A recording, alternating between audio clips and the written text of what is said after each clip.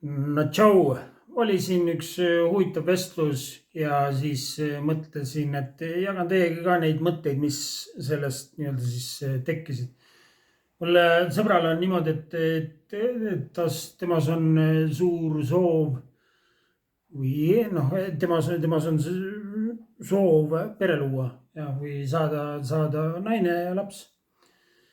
Ja siis ma ütlen, noh, et ma tegin talle niisama ettepaneku, et miks sa nagu Aasiast ei vaata endale naist. No minu mõtteprotsess oli selline, et seal ei ole seda propagandat nii tugevat tehtud, seda kapitalistlikku, feministlikku propagandat, seda ideoloogiat ei ole naistesse nii palju süstitud, ei ole seda karjääri, seda boss-naise, oleme meestest paremad, seda suhtumist, et ehk siis ollakse rohkem loomulikus naisenergias. Jah, need lihtsam läbi saada, keegi ei võistle ega konkureeri suga. Jah, et see tõenäosus on suurem. Ja siis sealt edasi läks see vestlus nagu kus need üldse need propagandad hakkavad ja noh, et sinna poole. Ja et ma näen, vaata grupi mõtlemine, meil on nagu grupi mõtlemine, me arvame, et meie mõtleme mingi oma mõtteid. Ja meil on nagu selline, noh, me alateadlikult usume, et need on meie enda mõtted, mida me räägime ja jagame ja meie enda suhtumised, kõik on meie enda suhtumised. Aga me ei saa aru, kui palju meie mõistus on ühendatud erinevatesse grupi identiteetidesse ja sealt tulenev suhtumine on siis vastavalt sellele, kuhu meie mõistus on ühendatud. Ma toon näite, religioon, jah, religioon. Kui inimene korrutab mingit Koraani või piiblit, siis see on grupi mõtlemine. Need ei ole isiklikud mõtted, vaid sealt need tulevad sellest raamatust.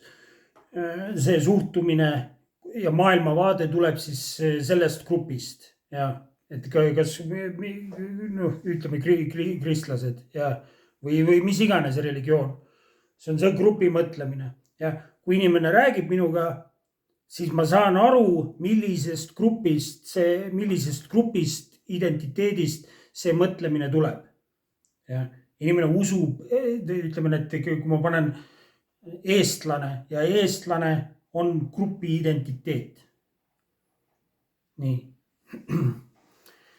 Näiteks, jah, aga neid grupi identiteete on nii palju. Nagu millal enamus inimestel ei ole originaalsed mõtteid. Ei ole. Kõik korrutavad, kui sa selles suhtes, kõik vandenõuteooriad, samamoodi grupi mõtlemine. Et me mõtleme küll, et ma nüüd olen oma peaga mõtleja, aga tegelikult, kui me korrutame mingisugused vandenõuteooriaid, siis need on samamoodi grupi mõtlemine nagu religioon. Kõik ütleme mingisugused perekonnal võib olla oma suhtumine, oma mõtlemine, jah. Perekondadel, hõimudel, rahvustel, jalgpallimeeskondadel, rassidel. Et neid grupi identiteete, kõik muusikastiilid, ütleme, et kui ma saan kokku inimestega, näiteks kuulame kõik hip-hopi, siis meie mõtlemine on siis, võib tulla ka nagu sealt, kui me koos nii-öelda siis fänname seda. Aga siis individualiseerimine ongi siis nagu enda lahti ühendamine nendest grupi mõtlemistest. Kes mina olen, teha selgeks, kes nagu milline mis asi mina olen ja kes ma olen, kes ma individuaalselt olen ja siis sealt järgmine samm on, kes ma nagu päriselt olen ja. Kes muidu on, kes ma inimesena olen ja alguses olen see grupi identiteedis, karjas ja ütleme koolid, miks lastel koolides ja me kõik koolid programmeerivad siis grupi mõtlemist ja suhtumist lastesse, kuidas sellel kollektiivsel tsivilisatsioonil või süsteemil kasulik on. Mida me tahame, et lapsed teavad ja mida me tahame, et nad ei tea ja kuidas me tahame, et nad mõtlevad sellest riigist ja kuidas me tahame, et nad mõtlevad majandusest, kuidas me tahame, et nad mõtlevad rahast, kuidas me tahame, et nad mõtlevad perekondadest, kuidas me tahame, et nad mõtlevad seksuaalsusest, ja siis teeme sellise masstoodangu ja me kõik tuleme sealt, nagu me kõik tuleme sealt. Nii, aga siis mingi hetk need vabad mõtlejad või hinged hakkavad nagu läbi hammustama, et oota, mis siin toimub nagu, et kõik olete nagu mingisugused luuludes elate, nagu korrutate kõik ühte sama juttu, mis televiisorist tuleb või mis te raamatust lugesite. Kõik korrutate kellegi teise, mis sinu mõtted on, nagu, mis sinu mõtted ja sa korrutad kellegi teise mõtteid. Kes sina oled? Nagu kes sina oled eraldi nagu ilma, et kellegi teise mõjutatud mõtteid ei oleks, kes sina oled. See on nagu individualiseerimine. Ja.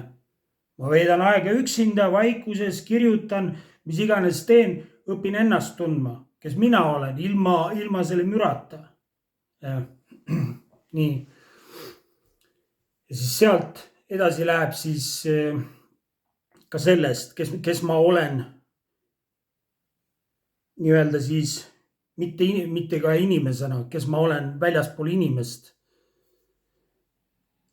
Ja ma näen, et kõik meie nii-öelda siis kollektiivsed probleemid, mis meil ühiskonnas on, tulevadki siis vale identiteedist, hüpnoosist, kelleks me ennast peame. Me peame ennast selleks inimorganismiks ja inimesed peavad selleks kollektiivselt elatakse nagu luuludes, peetakse ainult ennast selleks inimorganismiks ja see inimorganism koos nende väärtustega, teda siis juhib enamjaolt hirm ellujäämise pärast, hirm nagu vajadus turvalisuse järgi ja kõiki nende tegusid, kui need teod tulevad, alati tuum on identiteet, kes ma olen ja tuum sellest hakkavad kõik minu teod ja suhtumised pihta, kellena ma ennast näen.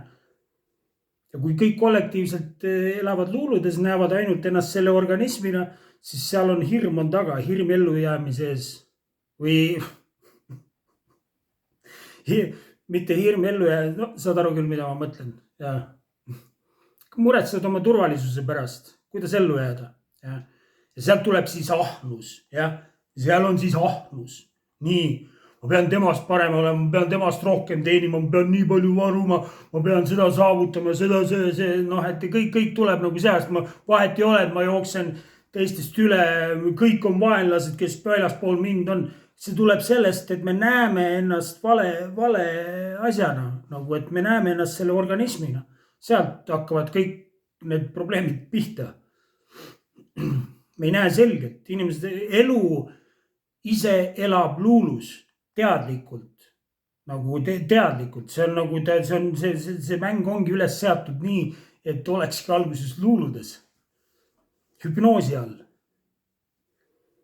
Aga sellest hüpnoosist on võimalik hakata välja tulema. Ja kui sealt hakata nagu välja tulema, hakata saama nagu oma selle päris loomusega nii-öelda siis ennast mitte inimesena, kes on elus, vaid elu endana ära tundma järjest rohkem. See ei ole niimoodi, ma nüüd olen valgustunud ja nüüd on tehtud. Ei ole, see on järk-järguline aeglane protsess, evolutsioon, see on nagu aeglane protsess. Harva, kui inimestel plaks ära käib ja ongi kõik. See on järk-järguline protsess. Sellest hallutsinatsioonist või luulust välja tulla.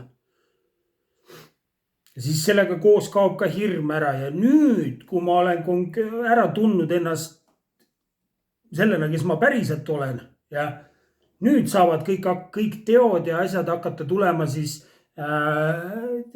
nii-öelda see motiiv on mitte enam hirm, vaid nii-öelda siis mida ma loon, mida ma loon.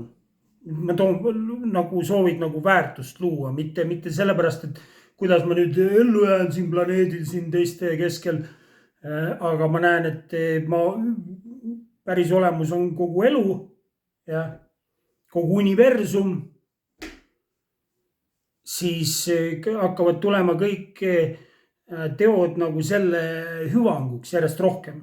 Kuna nüüd ma ei tunne, surmahirm kaob ära, hakkab ära kaduma. Sa ei tunne hirmu enam surma ees, kuna universum ei saa ära surra.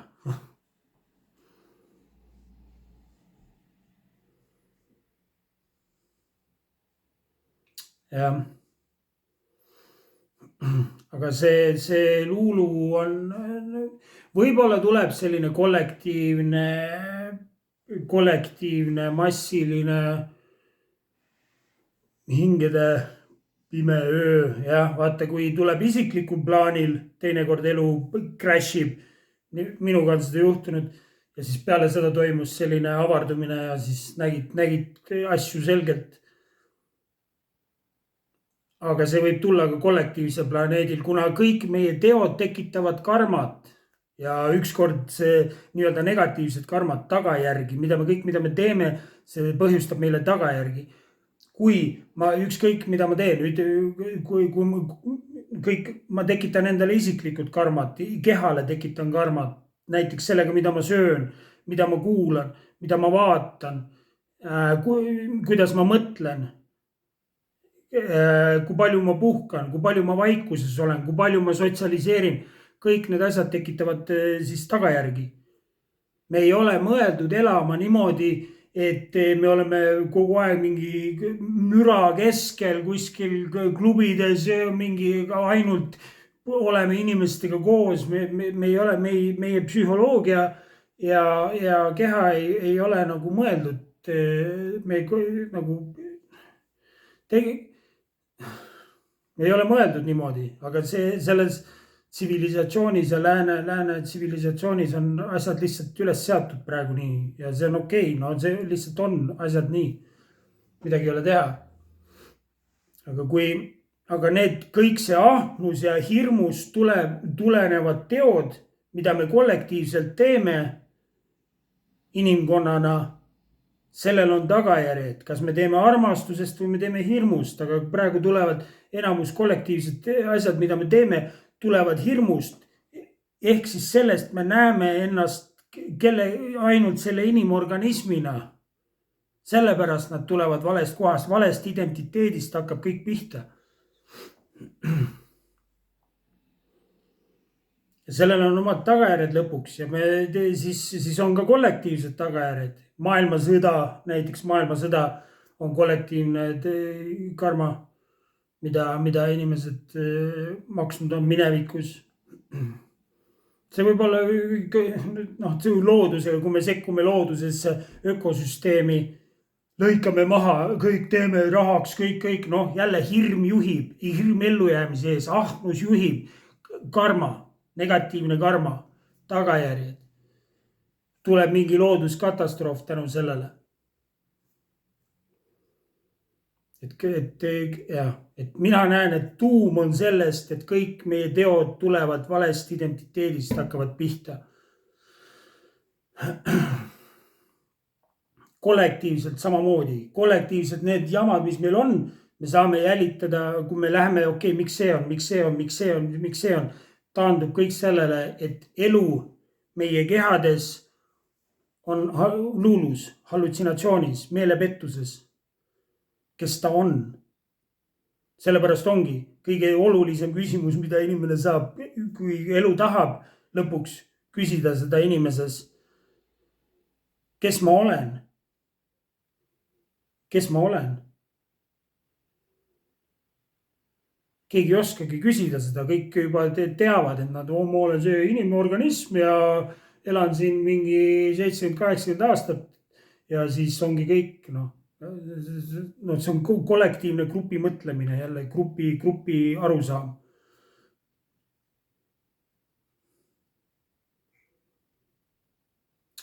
vot. kuule, aga selge. kõik head.